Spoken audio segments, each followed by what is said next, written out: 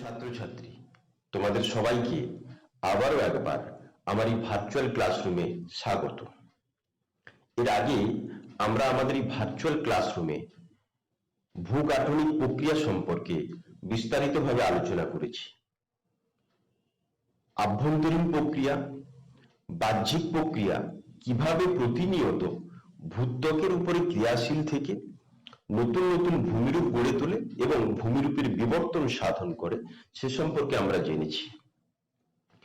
আমাদের পাঠ্যসূচির অন্তর্ভুক্ত যে বাহ্যিক প্রক্রিয়া, সেই বাহ্যিক প্রক্রিয়া কিভাবে প্রতিনিয়ত ভূমিরূপের উপর ক্রিয়াশীল থেকে নতুন নতুন ভূমিরূপ গড়ে তোলে সে সম্পর্কে আমরা বিস্তারিতভাবে আলোচনা করেছি।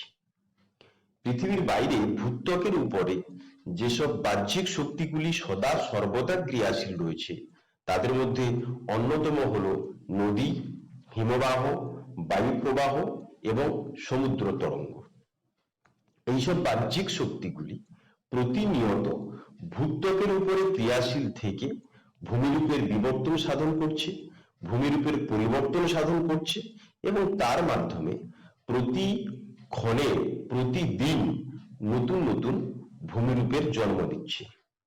আর এইসব বাহ্যিক প্রাকৃতিক শক্তিগুলির মধ্যে সবচেয়ে গুরুত্বপূর্ণ এবং অন্যতম বাহ্যিক শক্তি হলো নদী। কারণ পৃথিবীর প্রায় সর্বত্রই নদী তার কার্যের মাধ্যমে বিভিন্ন ধরনের ভূমিরূপ গঠন করে চলেছে। এর আগে আমরা আমাদের এই ভার্চুয়াল ক্লাসরুমে নদী যে কাজগুলি করে সে সম্পর্কে আমরা আলোচনা করেছি। নদীর ক্ষয় কাজ, নদীর বহন কাজ এবং নদীর সঞ্চয় কাজ এবং তাদের প্রক্রিয়াগুলি আমরা বিস্তারিতভাবে সেখানে আলোচনা করেছি। আজকে আমরা আলোচনা করব নদীর কাজের ফলে যেসব ভূমিরূপগুলো গঠিত হয় সেই ভূমিরূপগুলো সম্পর্কে আমরা জানব। তাই আজকের আমাদের আলোচ্য বিষয় নদীর ক্ষয় কার্যের ফলে গঠিত বিভিন্ন ধরনের ভূমিরূপ। এখন আমরা একটু জেনে নেব যে নদীর যে কাজ, সেই কাজের প্রকৃতিটা কেমন সে সম্পর্কে আমাদের একটা সুস্পষ্ট ধারণা থাকা দরকার। তোমরা তো সবাই জানো, নদী যখন পার্বত্য অঞ্চলে প্রবাহিত হয়, সেই পার্বত্য অঞ্চল থেকে নদী প্রবাহিত হয়ে পার্বত্য অঞ্চলের ঢাল বেয়ে নিচের দিকে আসার সময় নদীর গতিবেগ থাকে অত্যন্ত তীব্র। ওই অঞ্চলে নদীর প্রধান কাজ হয় ক্ষয়। নদী তীব্র গতিতে যখন প্রবাহিত হয়ে আসে, জলপ্রবাহের ধাক্কায় নদী উপত্যকা এবং তার পার্শ্ববর্তী অঞ্চলের শিলা চূর্ণ বিচূর্ণ হয়। আর ওই বিচূর্ণীকৃত পদার্থ নদীর জলের সঙ্গে প্রবাহিত হয়ে যাওয়ার সময়ে নদী উপত্যকা এবং তার পার্শ্ববর্তী অঞ্চলে ঘর্ষণ হয়, আর তার ফলে ক্ষয় কার্য সম্পন্ন হয়ে থাকে। নদী যখন পার্বত্য অঞ্চল ছাড়িয়ে একেবারে সমভূমি অঞ্চলে বা সমভূমির প্রবাহে নেমে আসে, তখন নদীর আর আগের মতো ক্ষয়কারী শক্তি থাকে না। নদী শক্তি থাকে না বলে নদী অত্যন্ত অলসভাবে আঁকা বাঁকা পথে প্রবাহিত হতে থাকে। নদী তখন ক্ষয় করার শক্তি যেমন থাকে না, তেমনি ক্ষয়জাত পদার্থের বহনও করতে পারে না। সেই জন্য সমভূমি প্রবাহে নদীর প্রধান কাজই হয় সঞ্চয় কার্য। ফলে নদী সমভূমি প্রবাহে এসে তার বাহিত পদার্থগুলোকে সঞ্চয় করে দেয়, অবক্ষেপণ করে। নদীর এই কাজকে আমরা বলি সঞ্চয় কাজ। তাহলে পার্বত্য অঞ্চলে বা পার্বত্য প্রবাহে নদীর প্রধান কাজ ক্ষয়, আর সমভূমি প্রবাহে বা নিম্নগতি প্রবাহে নদীর প্রধান কাজ হয় সঞ্চয় কার্য। এই ক্ষয় এবং সঞ্চয় কার্যের ফলে নদী বিভিন্ন ধরনের ভূমিরূপ গড়ে তোলে, আর সেগুলো নিয়ে আজকে আমরা আলোচনা করব। প্রথমে আসবো মন্থকূপ বা পটহোল নিয়ে। নদী যখন প্রবাহিত হয়ে যায় পার্বত্য অঞ্চলে, নদীর প্রচন্ড জলপ্রবাহের কারণে নদী বাহিত যেসব পদার্থগুলো নুড়ি পাথর বয়ে আসে, সেগুলোর সঙ্গে নদী উপত্যকার আঘাত লাগে বা ধাক্কা লাগে। ফলে নদী উপত্যকায় একটি ছোট গর্তের সৃষ্টি হয়, আর সেই গর্ত জলপ্রবাহ জনিত আঘাতের কারণে ধীরে ধীরে বর্ধিত হয় বা বেড়ে যায়। কখনো কখনো আবার জলপ্রবাহিত হওয়ার সময় যেসব নুড়ি পাথর প্রবাহিত হয়ে আসে, সেইগুলো ওই গর্তের ভেতরে আটকে পড়ে জলপ্রবাহের ফলে ওই গর্তের মধ্যে ওই নুড়ি পাথর ঘুরতে থাকে বর্তুল আকারে। ফলে ওই গর্তের আকার এবং আয়তন ধীরে ধীরে বাড়ে। এভাবে নদী উপত্যকাতে যেসব ছোট বড় গর্তের সৃষ্টি হয়, সেগুলোকে আমরা বলি পটহোল বা মন্থকূপ। এই যে ছবিটা দেখতে পাচ্ছ, নদী উপত্যকায় এইসব গর্তগুলো কিন্তু দেখা যায় পার্বত্য প্রবাহে, যেখানে নদীর গতিবেগ বেশি থাকে, আর এগুলোকেই আমরা বলি পটহোল বা মন্থকূপ। দ্বিতীয় যে ভূমিরূপটি আমরা আলোচনা করব, সেটি ভি আকৃতি বিশিষ্ট উপত্যকা বা ভি শেপড ভ্যালি। নদী যখন পার্বত্য অঞ্চলে প্রবাহিত হয়, পার্শ্ব ক্ষয়ের তুলনায় নিম্ন ক্ষয় হয় বেশি। নিম্নক্ষয় বেশি হওয়ার ফলে নদী দ্রুত তার উপত্যকাকে কেটে কেটে নিচের দিকে নেমে যেতে থাকে। তখন নদী উপত্যকা দেখতে আই আকৃতি বা ভি আকৃতি বিশিষ্ট হয়। পার্বত্য অঞ্চলে বৃষ্টিপাতের পরিমাণ বেশি বলে ওই অঞ্চলে নদীর দুদিক যে উপত্যকার অংশ, সেটা ক্ষয়প্রাপ্ত হয় কিছু পরিমাণে। ফলে সংকীর্ণ নদী উপত্যকা প্রসারিত হয় এবং দেখতে ভি আকৃতি বিশিষ্ট হয়। এই ধরনের ভি আকৃতি বিশিষ্ট নদী উপত্যকাকে আমরা বলি ভি শেপড ভ্যালি বা ভি আকৃতির উপত্যকা। এরপরে গিরিখাত। আসলে নদী যখন প্রচন্ড পরিমাণে গতি নিয়ে প্রবাহিত হয়, তখন তার নিম্নক্ষয় বেশি হয়, যে কথাটা একটু আগে বললাম।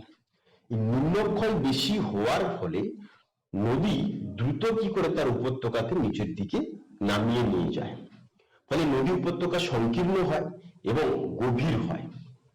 যেহেতু দ্রুত নিচের দিকে নেমে যেতে থাকে, তাই নদী উপত্যকার নিচের অংশ আর পার্বত্য অঞ্চলের শিখর দেশের মধ্যে পার্থক্য হয় অনেক বেশি। কখনো কখনো এই পার্থক্য কয়েক হাজার মিটার পর্যন্ত হয়ে থাকে। আর এই ধরনের সংকীর্ণ এবং গভীর নদী খাতকে বা নদী উপত্যকাকে আমরা বলে থাকি গিরিখাত। সাধারণত নবীনভঙ্গি পার্বত্য অঞ্চলে এই ধরনের গিরিখাত বেশি দেখা যায়। আমাদের হিমালয় পার্বত্য অঞ্চলের কালীগণ্ডক নদীর কালীগণ্ডকী বা অন্ধা গালিচা, এটাকে আমাদের ভারতবর্ষের শুধু নয়, সমগ্র পৃথিবীর গভীরতম গিরিখাত বলা হয়। এটা এর গভীরতা অত্যন্ত বেশি, প্রায় 5,500 মিটারেরও বেশি গভীরতা সম্পন্ন এই গিরিখাত, যা কিনা কালীগণ্ডক নদীতে অবস্থান করছে, যার নাম কালীগণ্ডকী। এরপরে আমরা আলোচনা করব ক্যানিয়ন নিয়ে। ক্যানিয়নও গিরিখাতের মতো একটি সংকীর্ণ এবং গভীর নদী উপত্যকা। তবে এই গভীর নদী উপত্যকা সৃষ্টি হয় সাধারণত মরুপ্রায় বা মরু অঞ্চলে, যেখানে বৃষ্টিপাতের পরিমাণ অত্যন্ত কম। অর্থাৎ শুষ্ক অঞ্চলে যদি একটি চিরপ্রবাহী নদী থাকে, সেই নদী অত্যন্ত দ্রুত গতিতে নিম্ন ক্ষয় করে নিচের দিকে নেমে যায়, তখন এই নদী উপত্যকার আকৃতি হয় একেবারে আই আকৃতি বিশিষ্ট। যেহেতু মরু অঞ্চল বা মরুপ্রায় অঞ্চলে বৃষ্টিপাতের পরিমাণ কম, তাই নদীর পার্শ্ববর্তী যে উপত্যকা, সেটার ক্ষয় অত্যন্ত কম হয়, যার কারণে নদী উপত্যকা দেখতে হয় আই আকৃতি বিশিষ্ট। এই ধরনের সংকীর্ণ নদী উপত্যকাকে শুষ্ক অঞ্চলে বলা হয় ক্যানিয়ন। তোমরা তো আমেরিকা যুক্তরাষ্ট্রের কলোরাডো নদীর গ্র্যান্ড ক্যানিয়নের নাম শুনেছ। এই গ্র্যান্ড ক্যানিয়ন, যার দৈর্ঘ্য 483 কিলোমিটার, প্রস্থে 12 কিলোমিটার এবং গভীরতায় 1.9 কিমি। এটি হচ্ছে পৃথিবীর বৃহত্তম ক্যানিয়ন। এছাড়া পৃথিবীর গভীরতম ক্যানিয়নটি অবস্থান করছে তিব্বতে। ইয়ারলুন জাম্বো নামে যে ক্যানিয়ন, সেটা হচ্ছে পৃথিবীর গভীরতম ক্যানিয়ন। এখন আমরা আলোচনা করব গিরিখাত এবং ক্যানিয়নের পার্থক্য নিয়ে। যে কথা একটু আগে বললাম, পার্বত্য অঞ্চলে নদীর নিম্নক্ষয়ের পরিমাণ বেশি হয় বলে নদী উপত্যকার আকৃতি অত্যন্ত সংকীর্ণ এবং গভীর হয়।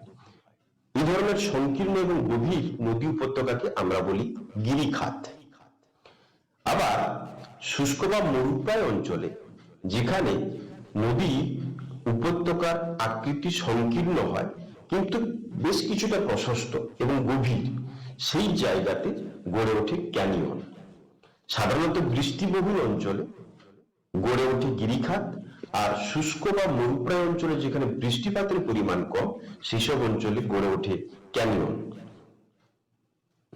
গিরিখাত সাধারণত উচ্চ পার্বত্য অঞ্চলে গড়ে ওঠে, আর যেসব অঞ্চলে চুনাপাথর দ্বারা গঠিত সেই সব অঞ্চলে গড়ে ওঠে ক্যানিয়ন। এভাবে গিরিখাত এবং ক্যানিয়নের মধ্যে কিছু পরিমাণ পার্থক্য পরিলক্ষিত হয়। ক্যানিয়ন আকৃতিটির হয় আয়াকৃতি বিশিষ্ট, আর গিরিখাত হয় ইংরাজি ভি আকৃতি বিশিষ্ট। ফলে গিরিখাত এবং ক্যানিয়নের মধ্যে বেশ কিছু পার্থক্য দেখা যায়। এরপরে কর্তিত শৈলশিরা, শৃঙ্খলিত শৈলশিরা। যে শৃঙ্খলিত শৈলশিরা, এটা আসলে নদী যখন পার্বত্য অঞ্চলে প্রবাহিত হয়, পার্বত্য অঞ্চলের উপর দিয়ে প্রবাহিত হয়ে আসার সময়ে পর্বতের যেসব অভিক্ষিপ্তাংশগুলো অনেক দূর পর্যন্ত প্রসারিত হয়। নদী পার্বত্য অঞ্চলের শক্ত কঠিন শিলাকে কেটে অত সহজে প্রবাহিত হতে পারে না। সেই জন্য নদী ওইসব শক্ত শিলাকে পাশ কাটিয়ে এঁকে বেঁকে প্রবাহিত হতে বাধ্য হয়। দূর থেকে দেখলে ওইসব পর্বতের অভিক্ষিপ্তাংশগুলো একে অপরের সঙ্গে যেন শৃঙ্খলিত অবস্থায় আছে মনে হয়। এই ধরনের ভূমিরূপকে বলা হয় শৃঙ্খলিত শৈলশিরা বা ইন্টারলকিং স্পার। এই ইন্টারলকিং স্পার গুলো বা শৃঙ্খলিত শৈলশিরাগুলো নদী যখন প্রবাহিত হয়ে আসে দীর্ঘদিন গেলে পরে এইসব স্পার গুলো নদী তার অভিক্ষিপ্তাংশের সামনের অংশটা কেটে ফেলে, তখন কর্তিত শৈলশিরা সৃষ্টি হয়। তো যাই হোক, শৃঙ্খলিত শৈলশিরা এটিও কিন্তু নদীর ক্ষয়কার্যের ফলে উচ্চগতি প্রবাহে গঠিত হওয়া একটি অন্যতম ভূমিরূপ। এরপরে আমরা যেটা আলোচনা করব সেটা নদীর পার্বত্য প্রবাহে ক্ষয়কার্যের ফলে গঠিত একটি অন্যতম ভূমিরূপ, সেটি হচ্ছে জলপ্রপাত বা ওয়াটারফল। নদী যখন পার্বত্য অঞ্চলের উপর দিয়ে তীব্র গতিতে প্রবাহিত হয়ে আসে, নদী উপত্যকায় যদি কঠিন এবং কোমল শিলা পর্যায়ক্রমে অবস্থান করে, অথবা যদি নদী উপত্যকাতে চ্যুতি অবস্থান করে, তখন নদী উপত্যকায় বিষম ক্ষয়কার্য ঘটে। বিষম ক্ষয়কার্যের ফলে নদী উপত্যকার মধ্যে উচ্চতার পার্থক্য ঘটলে নদীর জল তখন উপর থেকে নিচে আছড়ে পড়ে। বিপুল পরিমাণে নদীর জল যখন হঠাৎ করে নিচের দিকে আছড়ে পড়ে, তখন তাকে আমরা বলি জলপ্রপাত। এই যে দেখছো উপরের থেকে নিচের দিকে জল কেমন আছড়ে পড়ছে, এটাকে আমরা বলি জলপ্রপাত। আমাদের ভারতবর্ষে কর্ণাটকে শরাবতী নদীর উপরে যোগ জলপ্রপাত, এছাড়া আমাদের ভারতবর্ষে সুবর্ণরেখা নদীর উপরে রয়েছে জোনা জলপ্রপাত, দশম জলপ্রপাত, এগুলো তো আছে। এছাড়া ইন্দ্রাবতী নদীর যে জলপ্রপাত, সেই জলপ্রপাতকে আমরা বলি ভারতবর্ষের নায়াগ্রা জলপ্রপাত। চিত্রকূট জলপ্রপাতটি ভারতবর্ষের নায়াগ্রা বলা হয়। এই জলপ্রপাতটি অত্যন্ত সুন্দর। ভারতের উচ্চতম যে জলপ্রপাত, সেই জলপ্রপাতটির নাম হলো কর্ণাটকের ভারাহি নদীর উপর অবস্থিত কুঞ্চিকল জলপ্রপাত, যার উচ্চতা প্রায় 455 মিটার। পৃথিবীর যে উচ্চতম জলপ্রপাত, সেই জলপ্রপাতটি নাম হচ্ছে অ্যাঞ্জেল জলপ্রপাত।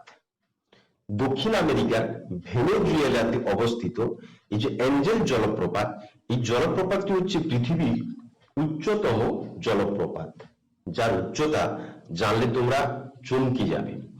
979 মিটার উচ্চতা থেকে জল নিচে আছড়ে পড়ে। আর এটি হচ্ছে পৃথিবীর সুন্দর এবং এত উঁচু থেকে নিচে পতিত হওয়া জলপ্রপাত। এরপরে আমরা আলোচনা করব আরেকটি গুরুত্বপূর্ণ ভূমিরূপ, সেটি হচ্ছে প্রপাতকূপ বা প্লাঞ্চ পুল। এই যে তীব্র গতিতে জলপ্রপাতের জল নিচে আছড়ে পড়ছে, এই যে জায়গাটা যেখানে জলটি আছড়ে পড়ছে, ক্রমাগত জল ওই জায়গাতে আছড়ে পড়ার ফলে জলের সঙ্গে বাহিত হয়ে আসা নুড়ি পাথর এগুলো প্রতিনিয়ত ওই জায়গাটাতে আঘাত হানে। এছাড়া তীব্র জলপ্রবাহ যখন নিচে এসে পড়ে, সেখানে যে বুদবুদ তৈরি হয়, তার প্রভাবেও ওই জায়গা ধীরে ধীরে ধীরে ধীরে ক্ষয় পেতে থাকে এবং সেখানে গভীরতা বাড়তে থাকে। যেখানে জলপ্রপাত ঠিক তার পতিত হয়, যেখানে জলপ্রপাত পতিত হয়, ঠিক সেই জায়গাতে যে গর্তের সৃষ্টি হয় সেটাকে বলা হয় প্লাঞ্চ পুল বা প্রপাতকূপ। পার্বত্য অঞ্চলে কঠিন এবং কোমল শিলা যখন পর্যায়ক্রমে অবস্থান করে, সেখানে ক্ষয়ের পার্থক্যজনিত কারণে স্বাভাবিকভাবে নদী উপত্যকাতে ক্রমান্বয়ে উঁচু এবং নিচু হতে হতে নিচের দিকে নেমে যায়। অর্থাৎ কঠিন এবং কোমল শিলা পর্যায়ক্রমে অবস্থান করলে পরে নদী কোমল শিলাকে দ্রুত ক্ষয় করে, কঠিন শিলাকে অত দ্রুত ক্ষয় করতে পারে না। ফলে পর্যায়ক্রমে কঠিন এবং কোমল শিলা অবস্থান করলে নদী কোমল শিলাকে ক্ষয় করে ধাপে ধাপে নিচের দিকে নেমে যায়। ফলে নদীর গতি হয় অত্যন্ত বেশি। আর এই ধরনের ভূমিরূপ গঠন মানে নদী যখন ধাপে ধাপে নিচের দিকে নেমে আসে, তখন তাকে বলা হয় খরস্রোত বা ইংরেজিতে যাকে বলে র্যাপিড। এই খরস্রোত, যেটা কিনা নদী উপত্যকা অঞ্চলে বিষম ক্ষয়কার্যের ফলে গঠিত হয়, এর ফলে নদী ধাপে ধাপে নেমে যায় বলে নদীর গতিবেগ হয় অত্যন্ত বেশি। নীল নদীতে একেবারে আসোয়ান থেকে আটওয়ারা পর্যন্ত প্রায় 6টার মতো এরকম র্যাপিড বা খরস্রোত দেখা যায়। তোমরা এতক্ষণ নদী ক্ষয়কার্যের ফলে গঠিত বিভিন্ন ভূমিরূপ সম্পর্কে জানলে। এই ভিডিওটি তোমরা বাড়িতে বসে মনোযোগ সহকারে দেখবে। দেখলে পরে নদীর ক্ষয়কার্যের ফলে গঠিত যেসব ভূমিরূপগুলো এবং তার যে উদাহরণ, সেগুলো সম্পর্কে ধারণা লাভ করতে পারবে। এর পরবর্তী ভিডিও আমরা যত দ্রুত সম্ভব দেওয়ার চেষ্টা করব। এরপরে আমরা নিয়ে আসব নদীর সঞ্চয় কার্যের ফলে গঠিত বিভিন্ন ধরনের ভূমিরূপ। ততক্ষণ তোমরা বাড়িতে থাকো, সুস্থ থাকো।